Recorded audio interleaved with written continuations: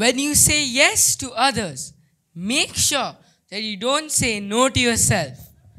These wise words by Jeff Moore highlight the essence of what I'm going to be talking about today: peer pressure. Hello everyone, I am Nivan. Peer pressure is usually something that's heard with a frown, isn't it? But today, I'm going to change that idea. Today, I'm going to show you how it can not only be a force for harm, but it can also be a powerful tool for good. Let me share a story. This goes back to when I was in 6th grade. I had a friend. To us, he wasn't the smartest or the most active at sports. He used to isolate himself at the back of the class with his books. But the next year, everything changed. He found better peers who encouraged him and motivated him, improving his leadership skills. His grades shot up by 21%, even in his weakest subjects. And look where he is now. He's the captain of our school cricket team. This isn't just a miracle. It's positive peer pressure at work. Peer pressure can be like the two sides of a coin.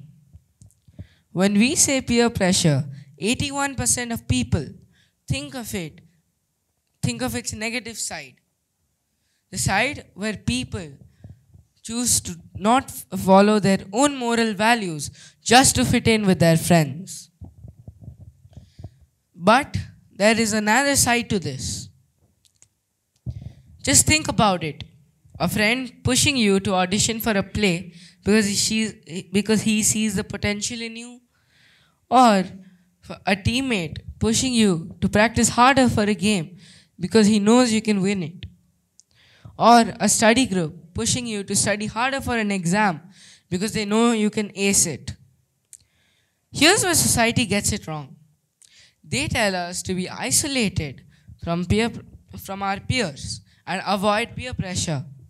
But that is not possible, because peer pressure does not only end at school. It goes till workspace, college, and even till retirement. So we cannot avoid peer pressure. Instead, we have to harness positive peer pressure. How do you do that? You can harness positive peer pressure by choosing your circle wisely and only choosing friends who uplift and inspire you. We can also do this by being a positive influence and uplifting others the same way that they uplift us. And we can also do this by cheering up our friends on small victories over problems that we faced every day.